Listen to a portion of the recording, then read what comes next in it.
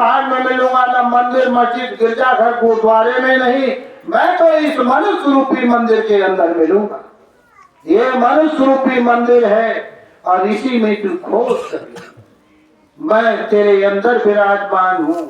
घट घट में झांकी है भगवान की, किसी सूझ वाली आंख में पहचान की। उस मालिक की तस्वीर इसी में झलकती है, वो मालिक इसी के अंदर है, लेकिन पहचान नहीं पा रहे हो, खोज नहीं पा रहे हो।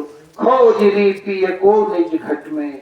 स्वामी जी महाराज प्रार्थना में सुनाते, स्वामी ये सब कुछ बताया इसी घट के अंदर है। घाट पर बैठोगे तो वो मालिक मिलेगा और घाट पर नहीं बैठोगे तो नहीं मिलेगा। अरे घाट पर बैठ जाओ तभी तो ना पाओगे कि दूर से कर ले है गंगा मैया है, गंगा मैया तो पानी ऊपर आ गया।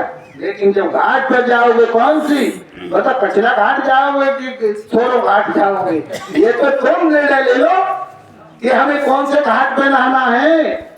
गुरु महाराज समझा रहे हैं कि तुम घाट पर बैठ जाओ।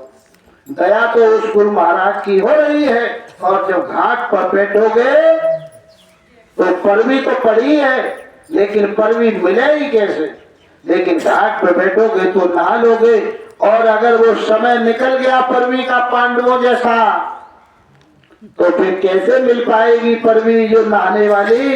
इसलिए तुमने अगर नागा कर दिया, अभी बताया था, एक दिन तुमने नागा कर दिया, और अगर 22 दिन परवी पड़ गई तो तुम रह गए, और जो पे बैठे रहे घाट पे उन्हें तो मिल गई।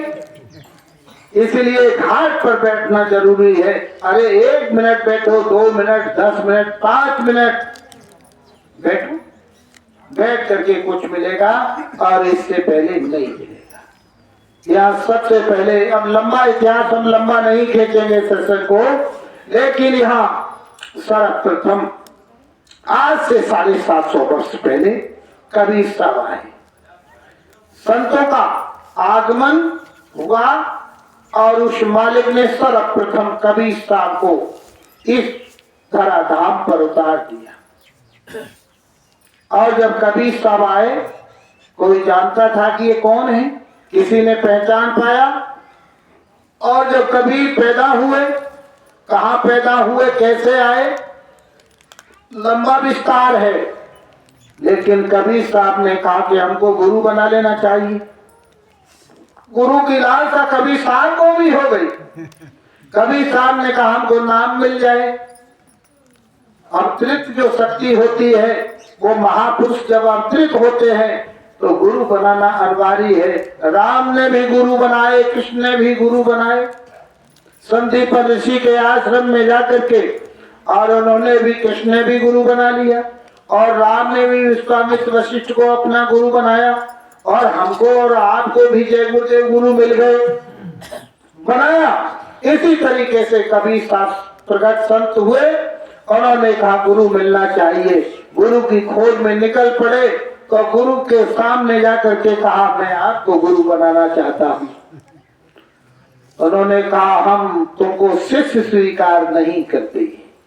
रामानंद जी ने कहा कि हम आपको शिष्य स्वीकार नहीं करते, क्योंकि हम उच्च वर्ण के हैं, ब्राह्मण कुल में जन्म, और तू नलियां बटने वाले और एक चुलाहे के यहाँ तूने जन्म, लालन पालन पोषण तेरा हुआ है, इसलिए तुझे स्वीकार नहीं करते।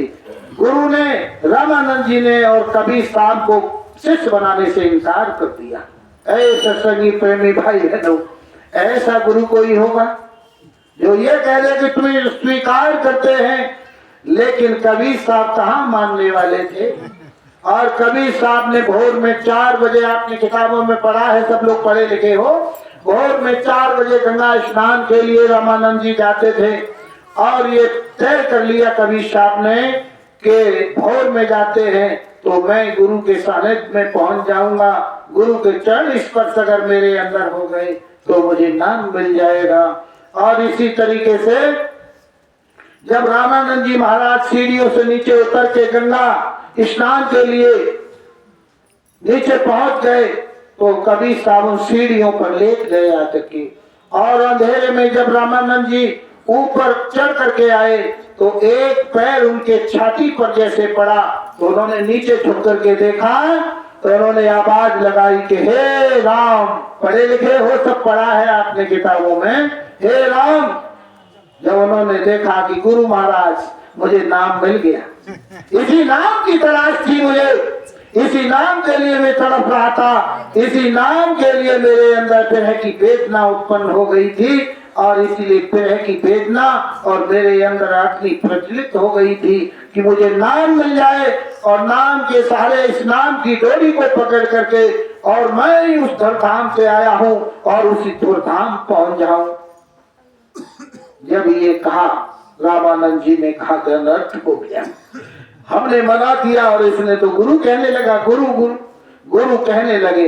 रामानंद जी चले गए और अपने आश्रम में, और कबीर साहब उसी दिन से साधना में संलग्न हो गए, संलिप्त हो गए, साधना करने लगे राम नाम, राम राम की साधना। अरे वो जगाया हुआ नाम, सिद्ध किया हुआ नाम था, इसीलिए तुम्हारा भी नाम जय गुरुदेव सिद्ध किया हुआ नाम है। उस समय का नाम कबीर साहब ने साहेब नाम से कहलाए, और आज जय गुरुदेव नाम से, इसलिए तुम्हारा नाम भी जगाया हुआ है। और वो राम नाम की रट लगाते रहे, लगाते लगाते समय बीत गया। जिस तरीके से ये सत्संग चल रहा है, ऐसे ही रामानंद जी के यहाँ उस आश्रम में सत्संग चलता था, और एक मिट्टी का बहुत ऊंचा चबूतरा था जिसमें कई अलमारियां छिपवा ली थी उन्होंने। सारे सत्संगी ऊपर बैठ करके उस चबूतरे पर सत्संग सुनते थे, और कबीर साहब नीचे बैठ करके सत्संग सुनते थे, अकेले बैठ करके के। छोटी जाति के थे, छोटी जाति की थे कबीर साहब, क्योंकि गुरु महाराज ने स्वीकार कर दिया था, लेकिन शिष्य ने गुरु को अपना लिया था, इसलिए नीचे बैठ करके सत्संग सुनते थे कबीर साहब। समय बीत गया, सत्संगी प्रेमी भाई बहनों, और गुरु महाराज ऊपर सत्संग सुना रहे थे, और सत्संग सुनाने के बाद सब लोग चले गए। कबीर साहब नीचे बैठे बैठे सत्संग अकेले सुनते थे और चले जाते थे। इतनी अपवित्रता गुरु ने पैदा कर दी थी। कुछ समय के पश्चात जब सब सत्संगी चले गए, जाने के बाद, और एक किताब को, एक पोथी को, और रामानंद जी खोजने लगे, लेकिन वो मिल नहीं रही थी। नहीं मिल रही तो कबीर साहब बहुत दुखित हो गए, और उन्होंने कहा झल्ला करके कि पता नहीं वो कहाँ रख दी है उस पोथी को, उस किताब को। कबीर साहब नीचे बैठे थे, उन्होंने आवाज दी कि गुरु महाराज, अगर आपका आदेश हो जाए तो मैं बता दूं कि वो पोथी, वो किताब कहाँ रखी है। उन्होंने कहा कौन? उन्होंने कहा मैं कबीर, नीचे हूं। उन्होंने कहा कि तू? हाँ मैं बता दूंगा। तो अच्छा बता दे, ये देखो फलानी अलमारी में उस जगह पर रखी है किताब। उन्होंने कहा कि ये कबीर कभी भी आज तक आश्रम की इस ऊपर चोटी पर, यानी इस चौतरे पर नहीं चढ़ा, नीचे बैठ के सत्संग सुनता था, लेकिन इसे कैसे पता है, इसे कैसे पता? उन्होंने कहा कबीर जरा ऊपर चढ़ के आ जा। अब कबीर को बुलाया और कहा कबीर तू ऊपर चढ़ के आ जा। और कबीर जब ऊपर चढ़ करके गए, गुरु महाराज ने कबीर साहब को पकड़ा और अपने सीने से लगा लिया, और कबीर साहब रोने लगे, तड़पने लगे। देह की वेदना अग्नि प्रज्वलित हो गई।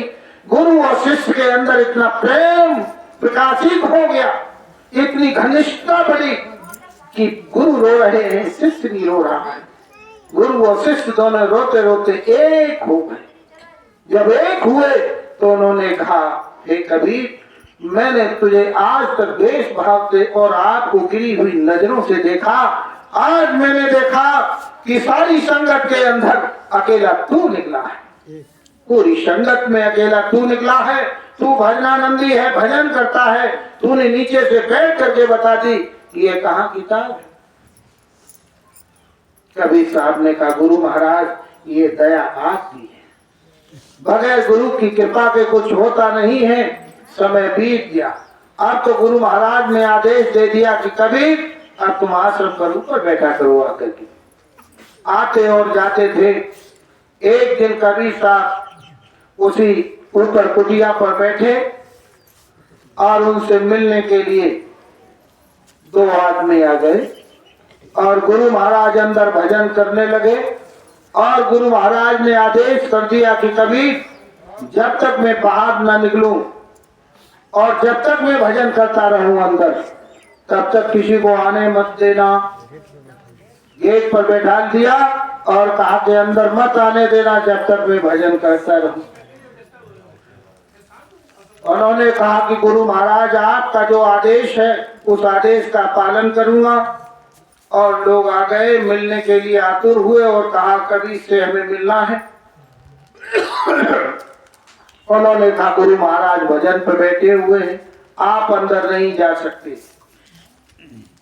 कुछ समय और बीता, फिर कहा कि गुरु महाराज से मिलना है हमें, रामानंद जी से, आप हमें अंदर जाने दीजिए। उन्होंने कहा अभी नहीं, अभी भजन कर रहे हैं। कबीर साहब ने फिर अपनी आंख को बंद किया और देखा कि गुरु महाराज इस समय पर आप भजन में नहीं।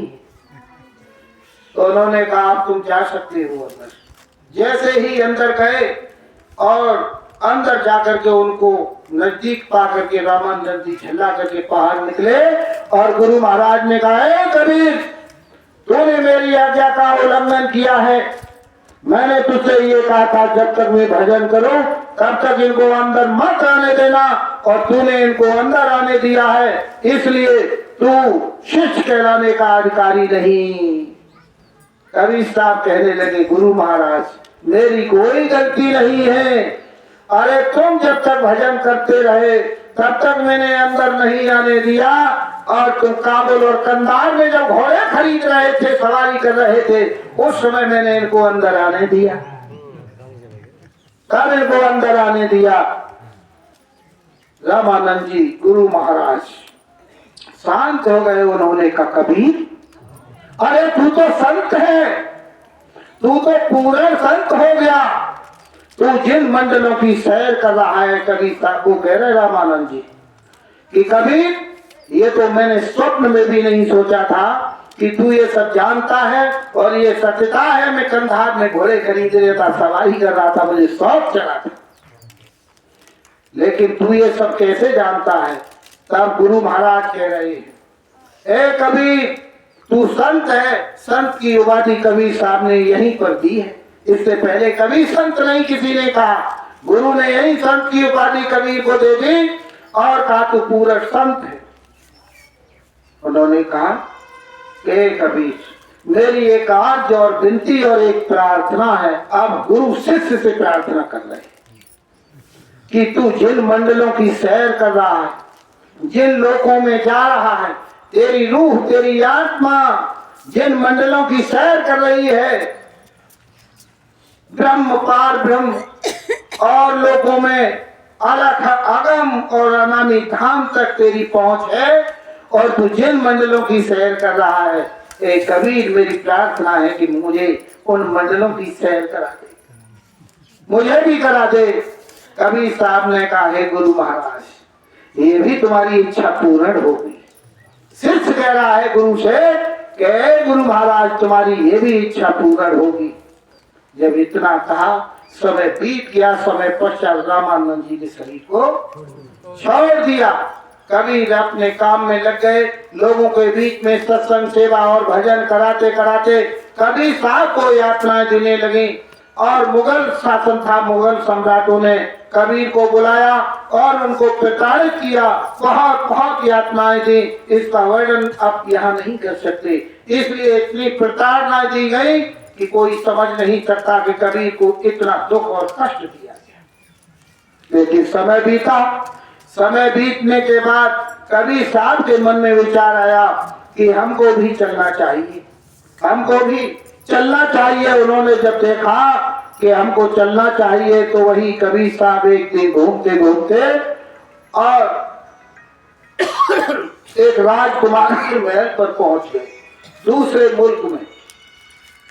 इतना ही सारे में दूसरे मुल्क में पहुंच गए और वहां जाकर के कबीर साहब, तब तक वो राजकुमार ने क्या कहा शहजादे ने कि एक फूलों की सेज तैयार करा ली। फूलों की सेज तैयार कराई और कहा कि इस पे खुदा आएंगे, इस पे खुदा। तब तक कबीर साहब पहुंच गए उसके महल में और ऊपर खड़े होकर के उन्होंने दर्शन दिया। और दर्शन देने के बाद में नीचे उतर के आए तो उन्होंने देखा कि एक घड़ा रखा है और घड़े में हाथ डालने लगे। हाथ डाल करके ऐसे, तो उस राजा ने ये कहा कि ये क्या कर रहे हो, तुम मूर्ख हो। उन्होंने कहा इससे पहले तो आपने ये कह दिया कि तुम कौन हो, यहाँ क्या करने आए हो। तो जब मैंने ये कह दिया कि मैं तो यहाँ ठहरने के लिए आया, और ठहरने की जब बात मैंने की तो तुमने मुझसे ये कह दिया ये सराय है, सराय बता दिया। तब मैंने आपसे ये पूछा कि ये सराय नहीं है और क्या है, तो कि सराय कैसे है कि तुम बताओ, तुम आए उससे पहले कौन आया। उन्होंने कहा हमारे बाप, इससे पहले कौन आया, हमारे बाबा, इससे पहले बाबा के बाबा, इससे 12-10 पीढ़ी तक उन्होंने बताया। तो कबीर साहब कहने लगे हे महाराज राजन ये बताओ वो कहाँ है, ये तो बताओ वो हैं कहाँ। उन्होंने कहा वो सब चले गए। जब वो सब चले गए तो ये सराय तुम्हारा महल नहीं है और क्या है, सब ठहर करके वो चले गए, यहाँ तो कोई है नहीं। तो आपने पकड़वाने का हमें आदेश दे दिया और जब फिर आए हैं तो आप कह रहे हैं कि इस घड़े में क्या खोज रहे हो। तो उन्होंने कहा बताओ क्या खोज रहे हो। तो उन्होंने कहा हमारा ऊंट खो गया है, वो हम खोज रहे हैं। उन्होंने कहा घड़े में ऊंट मिलता है, घड़े में ऊंट मिलता है। तो उन्होंने कहा घड़े में ऊंट नहीं मिलता, जो तुमने 1.25 मन फूलों की रोज सेज लगवाते हो तो क्या इस सेज पर खुदा आता है। उन्होंने कहा इसको पकड़ लो। पकड़ने के लिए तत्पर तैयार हुए, तब तक कबीर साहब फिर अदृश्य हो गए। और जब अदृश्य हुए और अदृश्य होने के बाद समय बीत गया, फिर पहुंच गए। और जब पहुंचे तो उसी राजा का, राजकुमार का, वही इब्राहिम अधम, इनका दरबार लगा हुआ। और दरबार में जब पहुंच गए तो कुर्सी मूड़ा सब पड़े हुए और कुर्सी मूड़े पर सब बैठ गए। तब तक राजा नहीं आया, उससे पहले कबीर साहब बैठ गए उस सिंहासन पर। सिंहासन पर जब कबीर साहब बैठ गए और सब मंत्री संतरी जितने थे सबने कहा कि ये पता नहीं फटीचर कौन आ गया।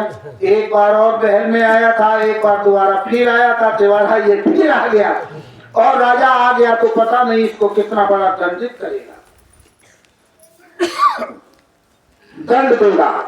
और तब तक राजा आ गए। राजा ने देखा कि हमारे सिंहासन पर ये तो वही है, ये तो वही फकीर है जो गगरी में ऊंट ढूंढ रहा था, सराय बता रहा था।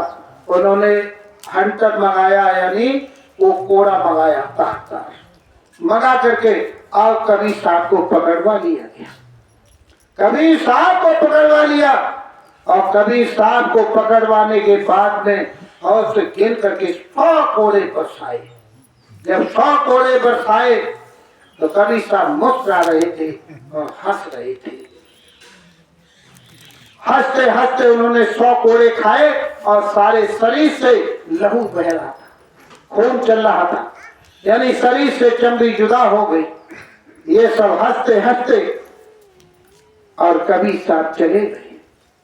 रात में स्वप्न हुआ राजा को और स्वप्न में राजा देख रहा है कि हे राजन, तूने जिस महात्मा को, जिस फकीर को 100 कोड़े बरसाए हैं, पता नहीं तेरे कितने कोड़े बरसाए जाएंगे। अरे तू 5 मिनट वो फकीर तेरे सिंहासन पर बैठ जा तो तूने 100 कोड़े बरसा दिए एक गलती पर, और तू तो ता जिंदगी हो गई, ता उम्र इस सिंहासन पे बैठे, तेरे कितने कोड़े बरसाए जाएंगे। जब ये राजा ने स्वप्न देखा तो अपने मुल्क के फकीरों को बुला लिया, महात्माओं को बुलाया और कहा कि उस महात्मा की खोज करो, उस फकीर की खोज करो जो यहाँ पिट करके गया है। हमने कोड़े बरसाए। खोजते खोजते राजपाट में लात मार दी इब्राहिम अधम ने और और खोजते खोजते खोजते खोजते वो कबीर के दरबार में पहुंच गया उसी काशी। और जब उस दरबार में पहुंचा, पहुंचने के बाद पा लिया किसी के कहने के अनुसार कि ये है, और पाकर के चरणों में गिर गया। और गिरने के बाद नमन और प्रणाम किया, अपनी गलतियों की क्षमा और याचना मांगी और कहा, गुरु महाराज अब तुम हमको अपना गुरु बना लो, अपना शिष्य बना लो। कबीर साहब से कह रहा है कि तुम अपना शिष्य बना लो। उन्होंने कहा कोई बात नहीं, गलतियां होती हैं, तेरे लिए तो सब मैंने कोड़े खाए, तेरे लिए तो 100 कोड़े खाए, तेरे लिए तो घूम घूम करके गया। अरे बलक के राजा, बलक बुखारे के इब्राहिम अधम, तू आई गया तो हमारे पास, लेकिन बैठ जा लकड़ी काट करके जंगल से ला और इस भंडारे में लकड़ी डाल। एक तो अपने खाने की लकड़ी डालेगा और एक परमात्मा की सेवा के लिए गट्ठर लाएगा। तुझे 2 गट्ठर लाने होंगे। 2 गट्ठर लाते थे वही इब्राहिम अधम, वही राजा इतना लालायित, इतना महापुरुष के अधीन हो गया। और लाते लाते समय बीत गया। समय बीता तो उनकी पत्नी लोई थी, उन्होंने कहा महाराज अब तो इसको नाम दान दे दो। उन्होंने कहा कि अभी इसका पात्र नहीं हुआ, इसका पात्र नहीं हुआ। उन्होंने कहा कैसे, कि नहीं तो अंदाज लगा के देख ले। उन्होंने कहा कि जरा कूड़ा जाकर के और अपने इस चबूतरे की छत से, अपने मकान की छत से इसके ऊपर कूड़ा डाल देना। और जैसे ही लोई ऊपर चढ़ी और कूड़ा उनके ऊपर डाला तो नीचे से राजा ने, इब्राहिम अधम ने ऊपर की तरफ नजर डाली और कहा, अगर मैं न हुआ पलट में, नहीं तो तेरी खाल खींच करके भूसा भरवा। नहीं हुआ पलट, खाल खींच के तेरा भूसा भरवा देता। जब इतनी बात लोई ने सुनी तो आ गई कि महाराज आपने बिल्कुल सच कहा है, अभी इसके अंदर अभिमान और अहंकार है, अभी इसको लाज है। उन्होंने कहा अभी नाम का पात्र नहीं है। फिर सेवा करते करते काफी समय बीत गया। और जब समय बीता, गुरु महाराज के चरणों में विनम्र प्रार्थना करते हुए साधन और भजन में तल्लीन संलग्न रहता। 2 गट्ठर लकड़ी लाता रहा और फिर लोई ने कहा महाराज अब तो इसका पवित्र हो गया होगा। तो कबीर साहब कहने लगे हाँ अब इसका हृदय पवित्र है, अब ये नाम का अधिकारी हो गया, अब इसको नाम दान दे दिया जाए। सत्संगी प्रेमी भाई बहनों, तुम्हें गुरु महाराज ने तुम्हारे ने पूछा कि तुम क्या कर्म करके आए, पूछा? लेकिन नहीं पूछा, तुम्हें नाम दान दे दिया। उस समय पर ये रीत रिवाज नहीं था, सेवा करनी पड़ती थी, महात्माओं के कुटिया लीपनी पड़ती थी और हजारों को सालों साल जिन जिन युगों में जैसी आयु थी उसके अनुसार वो कार्य करना पड़ता था। लेकिन तुम तो सीधे मथुरा गए आश्रम पे और बाबा जी बैठ गए नाम दान होगा, नाम दान ले लो, यानी मुफ्त का चंदन इस मेरे नंदन, यानी मुफ्त का मिल गया, मुफ्त का। 100 रुपए किराए के दे के गई और ना तो काऊ ने कह दी श्याम सिंह ने, अरे चलो मथुरा किराओ हम ही दे देंगे। तो तुम तो जो कहती हो हम का किराओ लगो, हम तो घूम के चले गए। सासो नाम दान मिल गया। इस नाम के लिए कितने लाखों लाख वर्षों तक तपस्याएं की, उल्टे पेड़ पर लटक करके तपस्याएं की, एक अंगूठे के बल पर खड़े होकर के तपस्याएं की, सारे शरीर में दीमक चींटियों ने फिल कर लिए, लेकिन परमात्मा का उस खुदा का दर्शन दीदार नहीं हुआ। लेकिन कलयुग की सफाई क्या कहती है कि कलयुग केवल नाम आधारा और सुमिर सुमिर नर उतर ही पारा। तो कलयुग में केवल नाम के आधार से, नाम लेने से तुम्हारा उद्धार हो जाता है। तो कल युग शम युग नहीं, जो कर नर विश्वास, तो कल से बड़ा तुम्हें युग अब कौन सा मिलेगा, इससे बढ़िया युग कौन मिलेगा। सतयुग त्रेता और द्वापुर में लाखों लाख वर्षों तक, हजारों वर्षों तक तपस्याएं की, भगवान नहीं मिला और तुम्हें नेकई में गुरु महाराज मथुरा मिल गए। कबीर साहब ने नाम देने का अधिकारी बना दिया और उनसे कहा कि लोई से अच्छा पहचान करना चाहती हो तो पहचान कर लो। और लकड़ी के गट्ठर लेने के लिए जंगल की तरफ उस रास्ते से फिर निकले और कहा स्वीपर को बुलाओ, और स्वीपर को बुला करके कहा एक मैला की डलिया लो और छत से ऊपर से डालो। जब नीचे से वही राजा इब्राहिम अदहम निकल करके जा रहे तो ऊपर से जब मैले की डलिया ऊपर से पड़ी, यानी टट्टी की डलिया ऊपर से जब पड़ी तो राजा पूरा सन गया। जैसे ही सना और ऊपर हंस करके मुस्कुरा करके खुश हो करके और चेहरा लाल हो गया उनका। हे मालिक, हे परमात्मा, हे खुदा, हे परवरदिगार, हे मेरे अल्लाह रब और दिन भर की कमाई मैंने की है, आज मेरा गुरु मुझसे प्रसन्न हो गया है, मेरी कमाई पूर्ण हो गई है। और ऊपर हंस करके मुस्कुरा करके कहा कि हे मालिक, 100 में से कोड़े बरसाए अपने गुरु पर, आज 100 में से कुछ तो कोड़े कम हुए, आज छोड़े 100 कोड़े बरसा दिए अपने गुरु पर। और उनसे कहा कि आप जंगल में चले जाओ। जंगल में घूमते हुए और सारा दृश्य देख रहे, और वही इब्राहिम अदहम एक सतलज नदी के किनारे पहुंचे। सतलज नदी नाम दे दिया, भजन करने लगे और भजन करते हुए सतलज नदी के किनारे पहुंच गए। वहां बैठ गए जाकर के उस नदी के किनारे, और नदी के किनारे बैठ करके अपनी गुदड़ी को सी रहे थे।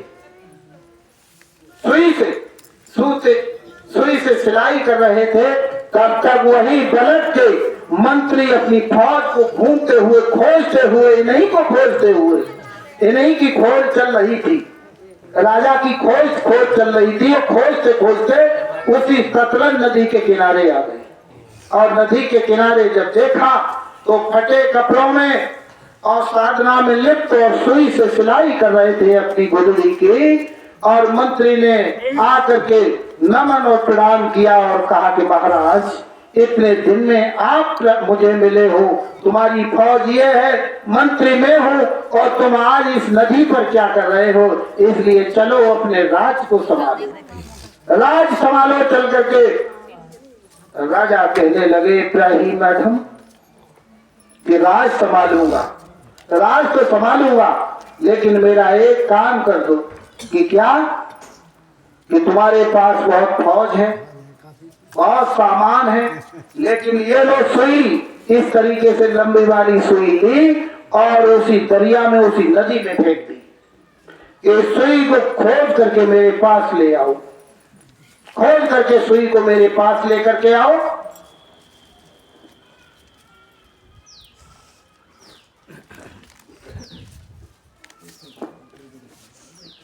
इस सुई को खोज के मेरे पास लाओ। उन्होंने, मंत्री ने अपनी फौज लगाई, जाल डलवाए, बहुत प्रयत्न किए, लेकिन सुई को खोज करके कौन ला पाएगा, जाल में सुई आ जाए। उन्होंने कहा नहीं मिली कि महाराज ये तो हमारे बस की नहीं है, तो बैठो यहाँ। उन्होंने अपनी आंख को बंद किया और कहा जल के जीव, तुम इसके अंदर रहते हो, हमारी सुई की खोज करके लाइए।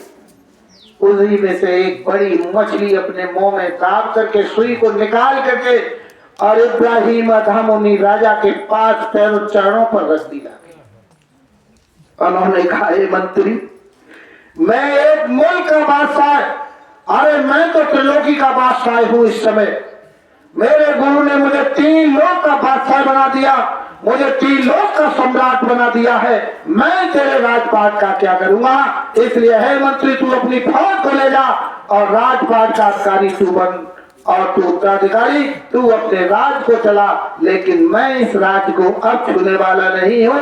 मैं तो सम्राट अपने गुरु का हूँ, मैं तो 3 लोक का सम्राट बना दिया। अरे आसमान में उड़ने वाले पक्षी, जल में रहने वाले जीव और चर और अचर का सम्राट हूं मैं, इसलिए मुझे तेरी सम्राटी अब नहीं चाहिए। ऐ सत्संगी प्रेमी भाई बहन, गुरु इस तरीके से सम्राट बना देते हैं। एक अपने शिष्य को बना दिया। वो शिष्य कौन था? वही रामानंद जी थे जिन्होंने ये कहा था कि कभी तू जिन मंडलों की सैर कर रहा है और मंडलों की मुझे सैर करा दे। रामानंद जी ने जब शरीर छोड़ा तो बलक बुखारे के राजा इब्राहिम अधम के नाम से कहलाए और इसलिए कभी साहब ने अपने गुरु से 100 कोड़े खाए, इसलिए 100 कोड़े खाए थे। और 100 कोड़े खाने के बाद और अपने गुरु को नाम दान दिया और नाम दान गुरु रूप में स्वीकार करने के बाद साधन भजन करा करके जिन मंडलों की सैर कभी साहब ने की उन मंडलों की सैर अपने गुरु को करा दी। जय गुरुदेव। ऐसा सत्संगी प्रेमी भाई बहनों, अब तुम सैर करोगे, तुम घर से फुर्सत नहीं, सत्संग सेवा और भजन करने की फुर्सत नहीं। इसलिए गुरु महाराज के पास में एक सेठ जी आए और सेठ जी ने ये कहा कि गुरु महाराज हम सेवा करना चाहते हैं, आपको हम 1 लाख रुपया देंगे। गुरु महाराज ने कहा बच्चा काफिला जा रहा है, आप सेवा लिखा दीजिए और काफिले में ये सेवा दे देना। सेठ जी इतनी कह करके चले गए और जाने के बाद गुरु महाराज ने संदेश भिजवाया और कहा कि तुमने जो सेवा सेठ ने लिखवाई है उनसे सेवा लेकर के आओ। सेठ जी के पास आदेश हुआ, सेठ जी के पास गए कि सेवा गुरु महाराज ने काफिले के लिए मंगाई है। सेठ जी ने कहा अभी तो नहीं मिल पाएगी और अब की बार जब मौका मिलेगा तो हम सेवा जरूर दे देंगे। गुरु महाराज को संदेश पहुंच गया। गुरु महाराज ने कहा ठीक है कोई बात नहीं। समय बीत गया, जब काफिला वापिस आ गया तो गुरु महाराज के पास 1 लाख के 2 लाख रुपए लेकर के सेठ जी पहुंचे। गुरु महाराज हमने जो वायदा किया था सेवा का, ये सेवा ले लीजिए। गुरु महाराज ने कहा सच्चा सेवा नहीं चाहिए, तुम्हारी सेवा ये नहीं चाहिए। उन्होंने कहा गुरु महाराज ये सेवा क्यों नहीं चाहिए? इसलिए तो उस समय पर तुमने जो संकल्प लिया था सेवा देने का, वो संकल्प तुमने पूरा नहीं किया। तुम्हारी सेवा उस काफिले में खर्च हो जाती तो तुम्हारा आदान और प्रदान हो जाता, तुमने किसको दिया किसको लिया ये तुम्हारा चुकता हो जाता, लेकिन तुमने चुकता नहीं किया। अब तो तुम्हें जहाँ जहाँ ये काफिला गया है उन जगह पर जन्म लेना पड़ेगा। अब तो तुम्हें उन जंगलों में जन्म लेना पड़ेगा, तब तुम्हारा चुकता होगा। लेकिन तुम्हारी सेवा इस तरीके स्वीकार नहीं है, लेकिन सेवा देना चाहते हो तो दे जाओ, लेकिन कर्म तो अब तुम्हें भोगना पड़ेगा। ऐसा संगी प्रेमी भाई बहनों, तुमने सेवा ले लिया और सेवा लेकर के अपने पास रखे हो। जो भी सेवा तुमने ली, चाहे तन की सेवा, चाहे मन की, चाहे धन की, चाहे अन्न की सेवा, किसी की सेवा आपने ली है कहीं किसी के पास हो, रखना मत, रखना मत। तुमने कहा कि 6 महीना हम रख लेंगे, तब तक हम किसी को दे देंगे, ये धोखा है, धोखा। गोरखपुर के सत्संगी आए एक अध्यक्षी और उन्होंने ये कहा कि हम नहीं जा पाएंगे। एक कपड़े की दुकान मथुरा आश्रम पर लगाते, सत्संगी कपड़ा की दुकान लगाते और एक लगा रहा था अपनी परचूनी की दुकान, जो बहुत सी सामान बिकते हैं मथुरा आश्रम पर, वो लगा रहे।